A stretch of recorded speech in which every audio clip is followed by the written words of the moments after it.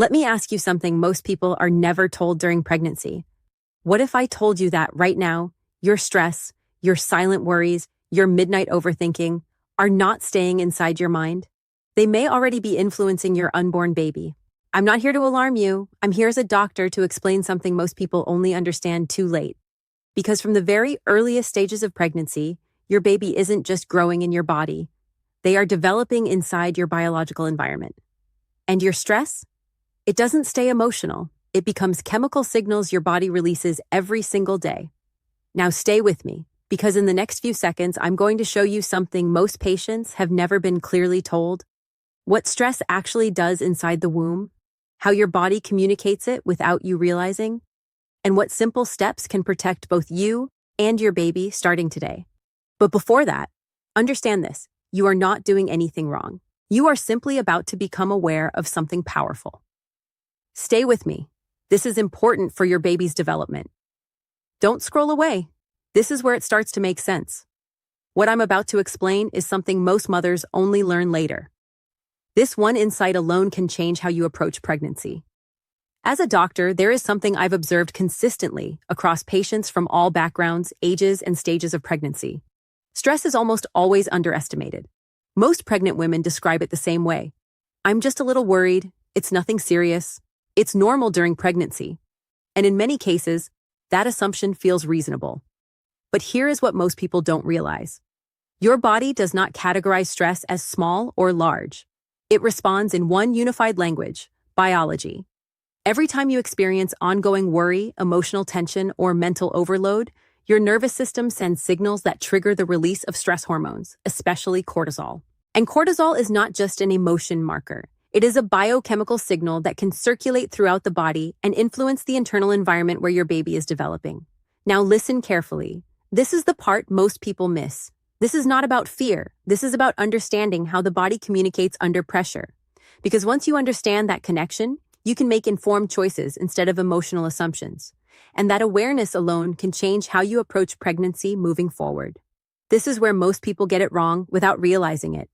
Pay close attention here. This is the foundation of everything that follows. You may be experiencing this daily without noticing the impact. Understanding this changes how you see stress completely. What stress does inside the body. When stress becomes frequent or prolonged, your body begins to shift into a sustained alert state. In this state, two key hormones are released more often, cortisol and adrenaline. Now, it is important to understand this clearly as a doctor. These hormones are not harmful in short bursts. In fact, they are part of your normal survival system. But when they remain elevated over time, the body begins to operate as if it is under ongoing pressure. And during pregnancy, that internal environment matters, because some of these biological signals can interact with the placenta, the structure that connects maternal and fetal systems. This means that your baby is not just developing in physical space. They are developing within a chemical environment shaped by your body's responses. Now, clinically, we do not observe stress damage in a simple or direct way. What we do observe over time are patterns such as variations in fetal activity and development rhythms, changes in sleep-wake signaling patterns before birth, and in some cases, differences in how the stress response system develops later in life. But let me be very clear as your doctor. This is not about blame, and it is not about fear. It is about awareness of connection, because your body is not acting against you. It is responding to what you are carrying emotionally and physically. However, the baby does not interpret explanations or intentions. The baby experiences only the environment. Here's what no one typically explains in routine prenatal visits. This is the moment where biology becomes very real. Pay attention here. This concept connects everything that follows. What I explain next will help you make sense of this in a practical way. Potential effects on the baby. Now let me be precise with you as a doctor, because this is the point where many people either misunderstand or overinterpret what science actually shows. Research has explored the relationship between prolonged maternal stress and early developmental patterns in the baby. What we see in studies is not a simple cause and effect outcome, but rather associations that help us understand how early environments may influence development. In some cases, prolonged high stress during pregnancy has been associated with differences in how infants regulate stress responses after birth, variations in sleep and calming patterns in early infancy, and subtle changes in how the stress response system develops over time. Now, I want you to listen carefully to what I'm about to clarify as your doctor. This does not mean that stress automatically harms your baby, and it does not mean that every stressful moment leads to long-term effects. That is not how human development works. What it means is something much more balanced and important. Your emotional and biological environment during pregnancy is one of many factors that can influence early development patterns, but it is not the only factor, and it is not deterministic. Genetics, nutrition, rest, support systems, and overall health all play major roles as well. So instead of thinking in terms of fear or damage, think in terms of influence and awareness. Because when you understand that your internal state is part of the environment your baby experiences, you gain something very important: control over what you can gently improve without guilt or pressure. And that is where real empowerment begins, not fear. This is not meant to alarm you, but to inform you clearly. Understanding this gives you real practical control. Most people never hear it explained in this balanced way. What I'm about to show you next will make this much easier to understand in daily life. Common misconception. One of the biggest misconceptions I hear from patients is this: if I experience stress even once, I may have already harmed my baby. Let me correct something important as your doctor. This is not how pregnancy or human biology works. Your body is designed with resilience. Your pregnancy is not defined by isolated emotional moments, but by overall patterns over time. Short episodes of stress, daily worries, temporary emotional pressure, normal life challenges are part of the human experience. They do not automatically translate into harm for your baby. What we pay attention to in medicine is not occasional stress, but prolonged, unmanaged, and persistent stress that continues without recovery or support. And even then, the goal is never blame. It is understanding and support. So if you are watching this and thinking, I've had stressful days, did I do something wrong? The answer is no. You are not harming your baby by being human, but your emotional health still matters because it shapes how you feel, how you function, and how supported your pregnancy experience is overall. And that is something we can always work on, step by step. Let me correct something important here. You are not alone in this concern. This is where reassurance becomes essential. What I explain next will help you feel more in control. Signs of high stress in pregnancy. Here are some signs I often ask my patients to pay close attention to during pregnancy, not to create worry, but to build awareness of what the body is communicating. First, persistent mental overthinking. This is when your thoughts feel like they are constantly active, replaying scenarios, concerns, or what-if situations that are difficult to switch off. Second, difficulty sleeping or disrupted rest. Not just occasional poor sleep, but a repeated pattern of struggling to fall asleep, stay asleep, or waking up feeling mentally exhausted. Third, physical tension in the body. This can show up as tightness in the shoulders, jaw clenching, headaches, or a constant feeling of physical tightness without clear cause. And fourth, emotional overwhelm that does not fully reset. This is when small situations feel heavier than usual, and your emotional recovery feels slower than normal. Now, if you recognize yourself in one or more of these patterns, it does not mean something is wrong with you. It simply means your body may be operating in a prolonged stress response state. And as a doctor, I want you to understand something important. Your body is always communicating with you, even when your mind is trying to ignore it or normalize it. Check this carefully for yourself as you watch. Be honest with your body right now, without judgment. Many people ignore these early signals without realizing it.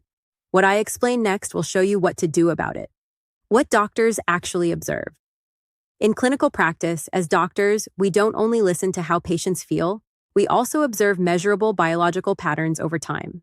Because emotions are important, but in medicine, we also rely on what the body is doing physiologically. For example, we may observe changes in maternal heart rate variability, which reflects how the nervous system is balancing between stress and recovery states. We also look at sleep disruption trends, how consistently the body is able to rest, recover, and regulate itself during pregnancy.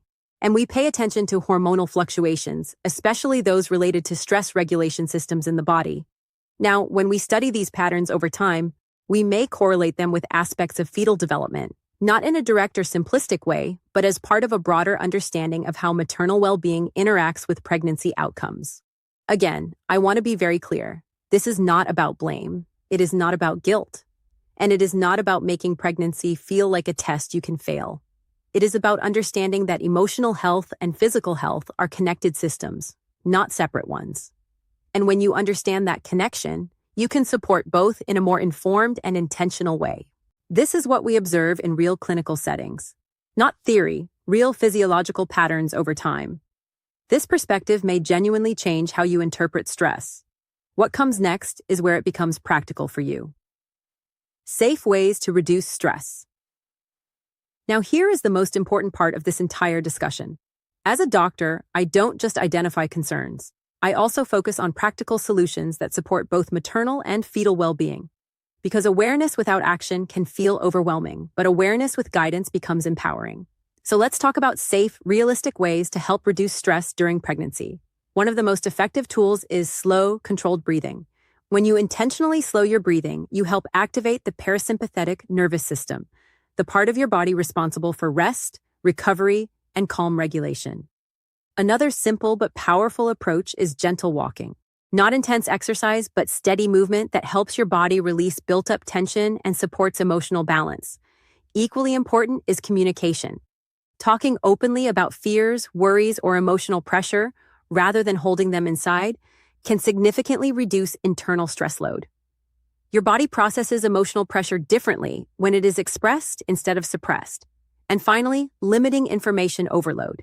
Constant exposure to stressful news, conflicting advice, or excessive online searching can unintentionally keep your nervous system in a heightened state. Now I want to be very clear with you. Your goal is not perfection. Your goal is regulation. You are not trying to eliminate all stress from your life. That is not realistic. You are learning how to bring your body back into balance more often, because a calmer, more regulated nervous system supports not only your well-being, but also the environment your baby is developing in. Try this with me right now in your own pace. This is something you can begin applying today. Even small changes matter more than most people realize. What I explain next will help you know when to seek extra support, when to seek professional help. If stress becomes overwhelming, persistent, or begins to interfere with your daily functioning, your sleep, or your ability to feel emotionally stable, then it is important to pause and recognize something as your doctor. This is not a sign of weakness.